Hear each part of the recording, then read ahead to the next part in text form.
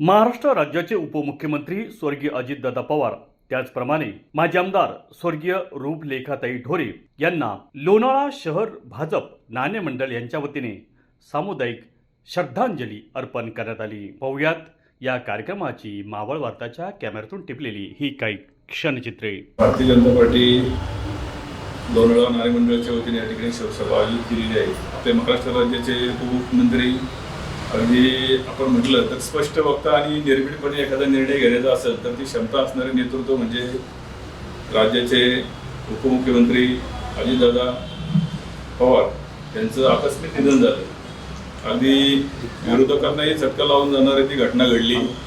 समोरच्या विरोधक जरी असेल तरी डोळ्यातनं पाणी आलं की अशी घटना घडल्यामुळं दादांच्या विषयी सांगायचं म्हटलं तर दादा पुणे जिल्ह्याचे आपले पालकमंत्री होते।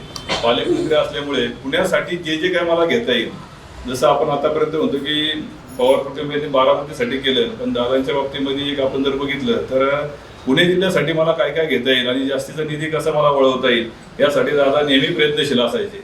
एक थोडंसं पुण्याच्या बाबतीमधली ती पोकळी निश्चितच निर्माण झालेली आहे। दादांचा जो प्रशासनावरती असणारी पकड ही अगदी मजबूत होती। कोणत्याही प्रशासनाला कोणता जर आदेश जर दिला किंवा दादा जर येणार असेल तर वेळेवरती पोहोचणं आणि वेळेवरती कार्यक्रम घेणं। सकाळी 6 वाजेपासून आपण जर बघितलं की त्या दिवशी सुद्धा त्यांचा जो निघण्याचा जो वेळ होती 6 वाजता त्यांचा दिवस सुरू व्हायचा। 6 वाजता सुरू होऊन ते साधारणतः 9:15 दरम्यान ते बारामती पोहोचत होते।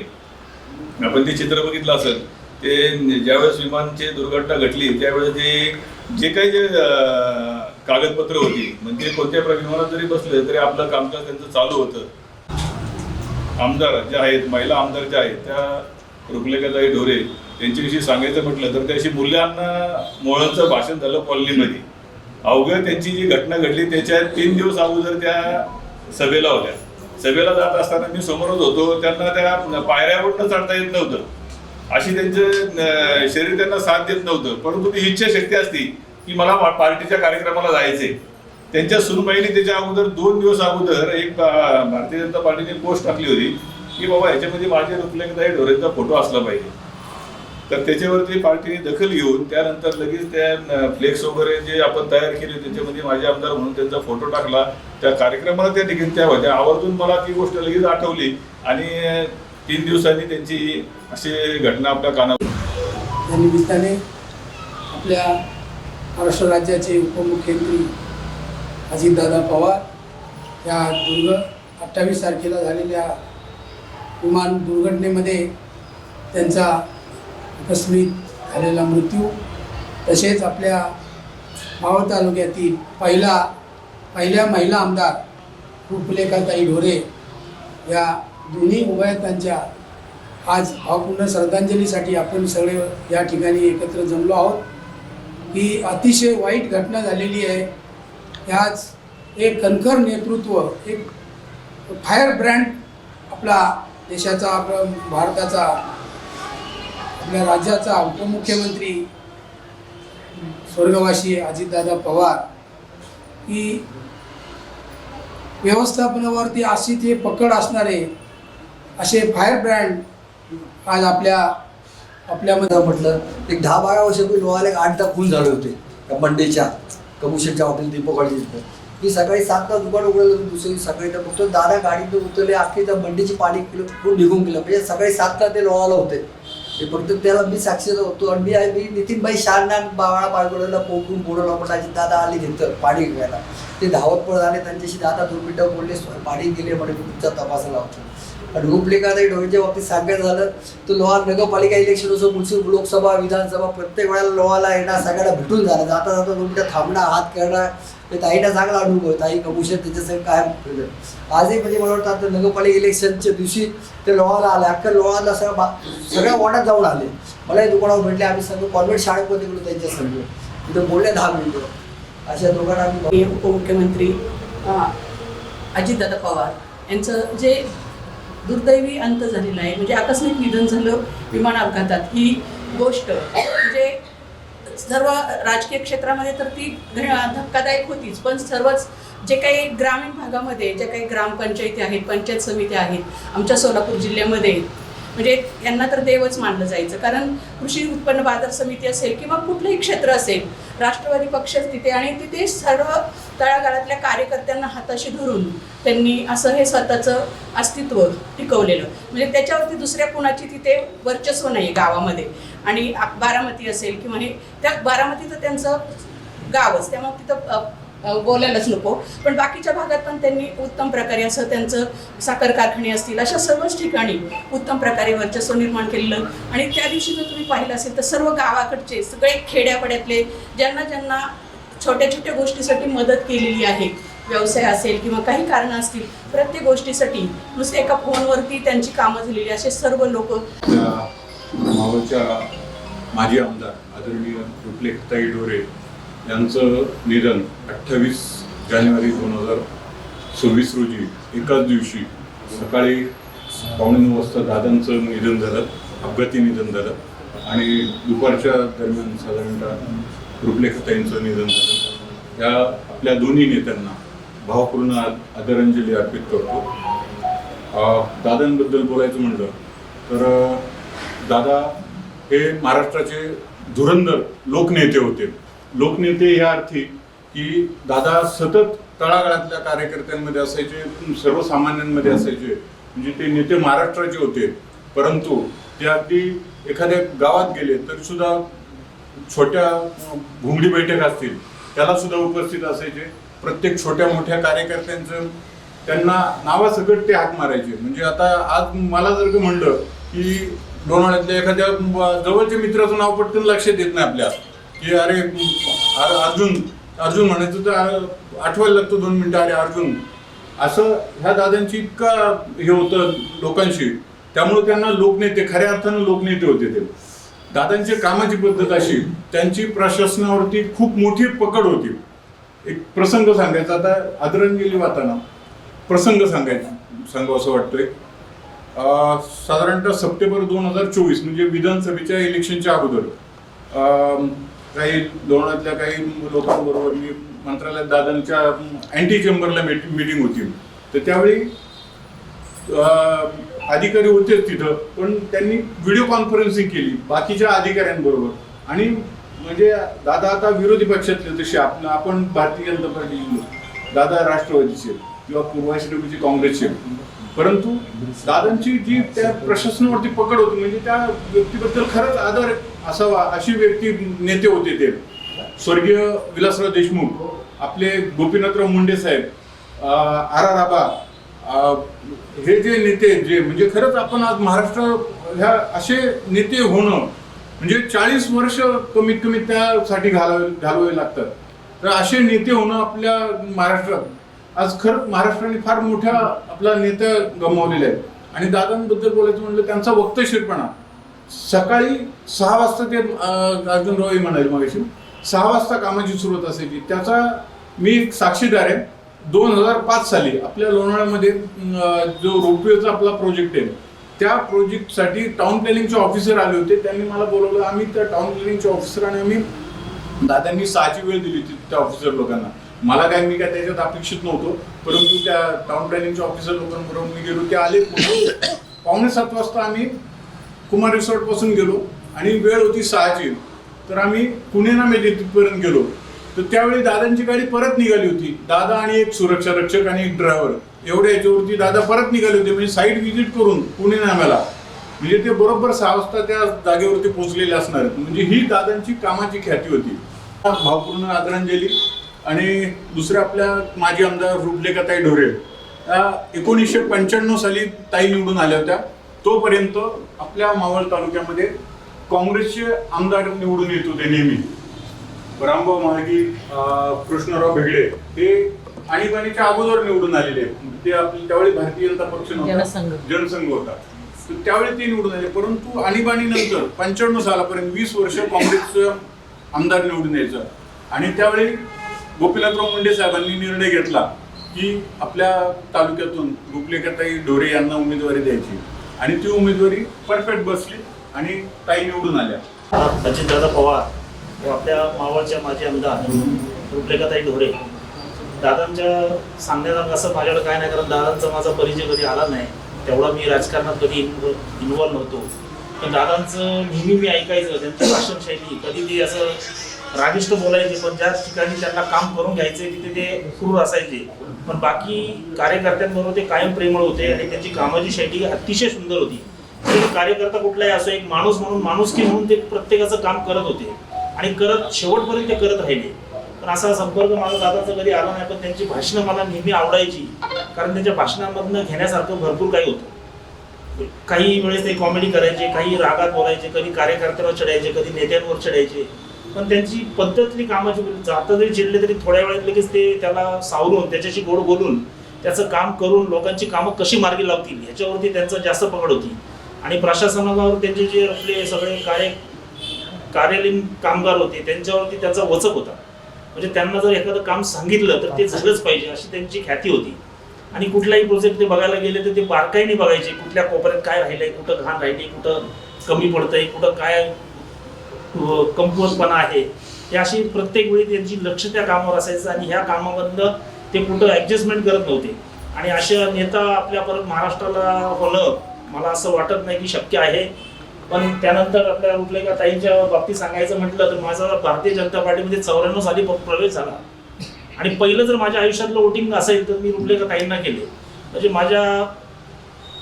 मला जो मान मिळाला पहिला वोटिंग करायचा तो रुपलेखा ताईंचं मी पहिल्यांदा वोटिंग रुपलेखा ताईंना केलं. त्यानंतर आतापर्यंत मी वोटिंग करत आलो. हे माझे 5वे आमदार असतील मी वोटिंग करतोय. आणि अशा रुपलेखा ताईंबद्दल जर म्हटलं की त्यांनी काम इतकी केली, आपल्या मावळामध्ये 2 रुग्णालय त्यांनी आणले, अनेक रस्ते केले, तलावाची कामं केली, डॅमची कामं केली. पण त्यांनी कधी गववा केला नाही की लोकांच्या प्रयत्नामध्ये ते लोकांना सहभागी करून ती कामं करत होते. आजही ते त्यांनी कधी ते दाखवलं नाही की मी हे केलं, मी ते केलं. त्यांनी फक्त जनहितासाठी जी कामं करायची ती त्यांनी केली. अशा दोन्ही नेत्यांना मी आपल्या भारतीय जनता पार्टी लोणावळा नाणे मंडळाच्या वतीने, पूर्ण कार्यकर्त्यांच्या वतीने भावपूर्ण श्रद्धांजली. म्हणजे लहान तोंडी मोठा घास असेल. आपण सर्व मागील 4 दिवस आणि 40 वर्ष महाराष्ट्राच्या राजकारणात त्यांना ओळखतोय. त्यांचं कर्तृत्व, त्यांचं कार्य हे सर्व आपल्या सर्वांना ज्ञात आहे. त्यांच्या जाण्याने महाराष्ट्राची व विशेषतः पुणे जिल्ह्याची खूप हानी झालेली आहे.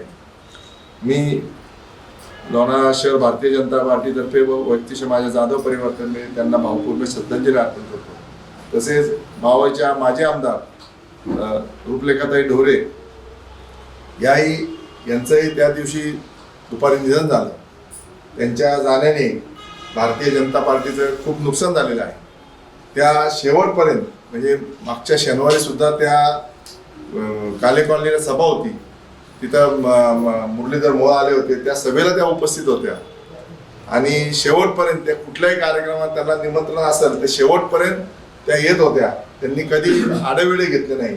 आणि त्यांनी काय काम केलं हे तुम्ही ग्रामीण भागात जर गेले, अनेक जवळजवळ त्यांनी 80 ते 85 गावात पाणी पुरवठा योजना, त्या काळात भारतीय जनता पार्टी शिवसेनेचं युती सरकार होतं त्या काळात त्यांनी ते योजना आणल्या होत्या. धरणांची कामं केली त्यांनी, बरेचसे तलाव त्यांनी पुनर्जीवित केले. असं अनेक कामं त्यांनी केली. आणि त्या शेवटपर्यंत जरी आमदार नव्हत्या, माझे आमदार होत्या, तरी त्या शेवटपर्यंत प्रत्येक कार्यकर्त्याला निमंत्रण दिलं की त्या कार्यक्रमाला हजर. रात्री 10, 10:30, 11 वाजता काय ते येऊन हजेरी लावून जायच्या. आणि अशा या 2 नेत्यांना मी भावपूर्ण श्रद्धांजली. आपले महाराष्ट्राचे उपमुख्यमंत्री स्वर्गीय अजितदादा पवार यांचं 28 तारखेला आकस्मिक निधन झालं. आणि आज हे असं आपल्याला वाटत नाही की दादा आज आपल्यात नाही आहे. कारण आपण जर जिल्ह्यात पाहिलं, जो दादांचा नावाप्रमाणे जो दरारा होता आणि तो कामाचा जो झपाटा होता, त्यांच्यासारखं मला वाटतं कुणीच काम करू शकणार नाही. आणि विशेष म्हणजे कुठलंही काम असू द्या की ते जे बोलणार ते करणार. होणार असेल तर हो, नसेल होणार तर डायरेक्ट नाही म्हणून सांगणार. हे त्यांचं हे होतं. आणि कुठलाही कार्यकर्ता गेला तर पहिलं त्याचं ऐकून घ्यायचे. आता परवाच 15 दिवसापूर्वी एक मी त्यांचं हे पाहिलं, कुठेतरी घाईघाई चालले होते आणि समोर असे बॅरिकेड लावले होते. एक कार्यकर्त्याला काहीतरी निवेदन द्यायचं, तो आवाज देत होता. त्यांनी थांबले, त्यांना बोलले ते घेऊन ये त्याचं. आणि ते निवेदन त्यांनी तिथंच वाचलं. वाचल्याच्या नंतर त्याला सांगितलं हे तुझं काम मी करतो. म्हणजे त्या कार्यकर्त्याला एक दिलासा दिला. म्हणजे आज कुणी त्यांच्याकडे गेलं तर मला वाटतं नाही असं नाही. आणि असं नेतृत्व हे महाराष्ट्राला लाभलेलं हे पुन्हा कधीच असं होणार नाही आणि घडणार नाही. आज दादांची सगळ्यांनाच आठवण येते. प्रत्येक माणसाला म्हणजे पूर्ण महाराष्ट्र हळहळला ज्या दिवशी दादांचं जे निधन झालं. प्रत्येक माणसं म्हणजे एकही व्यक्ती मला वाटतं अशी नसेल, विरोधक म्हणून नाही, पण एक चांगला नेता आपल्यातून गेला त्याची प्रत्येकाला हळहळ वाटली. आणि अशा आज आपल्या अजितदादा यांचं दुःखद निधन झालेलं आहे. आणि काम जर पाहिलं तर चोखपणे आणि पूर्ण कामाची माहिती. आज कुठल्या ऑफिसरला एक जरी फोन केला कसं कायद्यात बसत नाही हे देखील त्याला सांगणार की अशा पद्धतीने हे असं काम कर. म्हणजे अशी त्यांची एक कामाची पद्धत होती. कारण आमची पण एक मंत्रालयात मीटिंग लावली होती. काही आपले इकडचे स्थानिक लोक होते जे ओला उबरचा प्रश्न होता, तर त्यांनी कलेक्टरला सगळ्यांना बोलवलं. बोले हे होऊ शकतं का? त्यांनी सांगितले होऊ शकत नाही, कारण ओला उबर हे सगळीकडे देशामध्ये हे आपण बंद करू शकत नाही. ते डायरेक्ट बोलले हे काम होणार नाही. म्हणजे असं व्यक्तिमत्व हे मी पहिल्यांदा पाहिलं. आम्ही त्यांना बोललो काय करता येईल तर बघा. नाही बोलले ते जे होईल ते होईल सांगतो, नाही होणार ते नाही होणार. म्हणजे अशा काही गोष्टी आहेत खरं त्यांच्याकडून शिकण्यासारख्या आहेत. आणि असे जे नेते आपल्या महाराष्ट्राला लाभले त्यांच्याकडून शिकण्यासारखं बरंच काही होतं. जसं की आता आपल्यातून गोपीनाथजी मुंडे गेले, विलासराव देशमुख गेले, प्रमोदजी महाजन गेले, असे आर पाटील असतील. ह्या लोकांची जर भाषणं तुम्ही ऐकली तर त्यातून काहीतरी बोध घेण्यासारखं असायचं आणि ते असं ऐकावंसं वाटायचं. आज दादांसारखे जे नेते आहेत ते रागाने बोलायचे, मिश्किलपणे बोलायचे आणि अतिशय सुंदर त्यांचं भाषण असायचं की लोक देखील गर्दी करायचे, लोकांनाही आवडायचं. पण ते सत्य परिस्थिती बोलायचे. जे आता चाललेलं आहे त्या ह्याच्यावरच ते बोलायचे. परवा पण राजकारणावर त्यांनी इतकं चांगलं भाषण केलं की राजकारण कशा प्रकारे कुठं चाललंय. म्हणजे अशी व्यक्ती जी स्पष्ट वक्ता होती ती आज आपल्यातून नाहीये. आणि खरोखर त्यांचं ऐकणं, मनापासून ऐकलं किंवा पाहिलं तर आपल्यालाही चांगलं वाटायचं की त्यातून आपणही काहीतरी घेऊ. भले विरोधक असू दे, विरोधक तर असतातच आणि विरोधकाशिवाय स्पर्धाही होत नाही. विरोधक असलं तर त्या स्पर्धा होते आणि त्यातले काही चांगले गुण देखील आपल्याला घ्यायला मिळतात. असे आज अजितदादा होते. आणि अजितदादामुळे फार वयस्कर माणसापासून ते तरुण मुलं असतील, मुली असतील, सगळे म्हणजे रडत होते. आजही आपल्याला वाटत नाही की आज दादांचं निधन झालंय. निधन बातमी ऐकूनच आपल्या अंगावर काटा आला. असं वाटलं की ते दवाखान्यात गेले असतील, ते परत येतील. जेव्हा बातमी डायरेक्ट दाखवलं की अजितदादांचं निधन, हा शब्दच कानाला सहन होत नव्हता. म्हणजे असं दादा आपल्यात मध्ये होते आणि आज ते आपल्यात राहिलेले नाहीये. आज लोणावळा शहर भारतीय जनता पार्टीच्या वतीने, महिला आघाडीच्या वतीने मी माझ्या परिवाराच्या वतीने त्यांना श्रद्धांजली अर्पण करते. तसेच दुसऱ्या आपल्या नेत्या की ज्यांना सगळ्या मावळणी पाहिलं, रूपलेखाताई ढोरे, म्हणजे त्या जेव्हा निवडून आल्या त्यावेळेस आपलं म्हणजे या मावळामध्ये काहीच नव्हतं. आणि पहिल्यांदा जेव्हा ते निवडून आले 22,000च्या लीडनी, तो आनंद आम्हाला इतका झाला होता. आणि त्यामध्ये शिवशाहीची म्हणजे युतीची सत्ता आली होती, भाजप शिवसेना, आणि त्यात त्यांना काम करण्याची संधी मिळाली. परंतु ताईचा एक स्वभाव असा होता की प्रत्येक माणसाच्या घरी जाणं, प्रत्येकाला भेटणं, कुठलं काम असेल ते करून आणणं आणि सत्तेचा कसा वापर करायचा अतिशय चांगल्या पद्धतीने त्यांना साथ दिली. त्यांचे यजमान होते दादासाहेब ढोरे, हे सतत त्यांच्या पाठीशी उभे होते आणि प्रत्येक कार्यकर्त्याला ते ओळखायचे. कुठल्याही गावात गेले की दादा आवाज देऊन बोलायचे. असे कार्यकर्ते आता होणे नाही. आज जर पाहिलं तर आंतरमावळ असेल, नाणेमावळ असेल, बऱ्याच भागामध्ये पाणी नव्हतं. प्रत्येक महिलेला कितीतरी अंतरावरून पाणी आणायला लागायचं. आणि डोक्यावरचा हंडा जर कुणी खाली उतरवला असेल तर आपल्या रूपलेखाताईंनी, कारण त्या एक महिला होत्या आणि महिलाच्या समस्या जास्तीत जास्त त्यांना माहिती होत्या. दुसरं म्हणजे सगळ्यात मोठी गोष्ट म्हणजे लोणावळा नगरपालिकेत जेव्हा नोकर भरती होत नव्हती, परंतु जेव्हा सत्ता आली आपली तर जवळजवळ 80 लोक त्यावेळेस त्यांनी भरले. 80 लोकांना त्यावेळेस रोजगार मिळाला आणि ते परमनंट कामाला लागले. हा ताईंनी मोठा निर्णय घेतला. ह्याचा पाठपुरावा करून ताईंनी तो प्रश्न देखील मार्गी लावला. त्यामुळे नगरपालिकेत आज काही लोक रिटायरमेंटला आलेली आहेत, तर ती ताईंच्या काळातली आहे. बरीच लोक जी आहेत ती ताईंच्या काळातली आहे. आणि त्यावेळेस आम्ही नगरसेविका होते, उपनगराध्यक्ष होते, तेव्हा आम्हाला ही संधी भेटली की आमच्या प्रत्येकाला 2-2 लोक घेण्याचा अधिकार होता आणि त्याच्यामुळे बऱ्याच लोकांना त्या ठिकाणी रोजगार मिळाला. असं ताईंनी देखील धडाडीने काम केलं आणि प्रत्येक गोष्टीत त्यांचाही पुढाकार असायचा, प्रत्येक कामामध्ये असायचा आणि शेवटच्या क्षणापर्यंत त्या कार्यरत होत्या. म्हणजे त्या दिवशी जे झालं 28 तारखेला सकाळी दादांचं झालं आणि दुपारी ताईंची बातमी आली, तर कोणालाच खरं वाटत नव्हतं. कारण ताई आदल्या 2 दिवस आधी या पवनात होत्या, मुरलीधर मोहोळ आले त्यांच्या सभेला उपस्थित होत्या आणि नंतर काही जुन्या लोकांना भेटीगाठी त्यांच्या चालू होत्या. परंतु त्यांच्या छातीमध्ये थोडासा कफ झाला होता आणि त्या थोड्या घाबरल्या आणि त्यात त्या गेल्या, नाहीतर त्या जाण्यासारख्या नव्हत्या. आजही त्या चांगलं काम करत होत्या. आज चिक्की म्हटलं की लोणावळा चिक्की आणि लोणावळ्यातील फेमस नवरत्न चिक्की.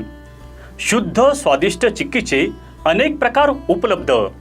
काजू, बदाम, पिस्ता, केसर तसेच उत्कृष्ट क्वालिटीचे शेंगदाणे, नारळ, चणा डाळ आणि इतर पदार्थांपासून बनविलेल्या उत्कृष्ट चिक्की अर्थातच नवरत्न चिक्की. नमकीन, फज, स्वीट्स आणि बेकरी प्रॉडक्ट्स आपल्या सर्वांसाठी. शिवाय दर्जेदार ड्रायफ्रुट्स आणि बच्चे कंपनीच्या आवडत्या चॉकलेटच्या भरपूर व्हरायटीज. नवरत्न चिक्की 1 आणि 2 मार्कर मंजिल, MG रोड, रेल्वे स्टेशन जवळ, लोणावळा. मावळ तालुक्यातील ताज्या घडामोडी पाहण्यासाठी मावळ वार्ताच्या यूट्यूब चॅनलला सबस्क्राईब करा. तसेच बेल आयकॉन बटन दाबायला विसरू नका व फेसबुक पेज फॉलो करा. धन्यवाद.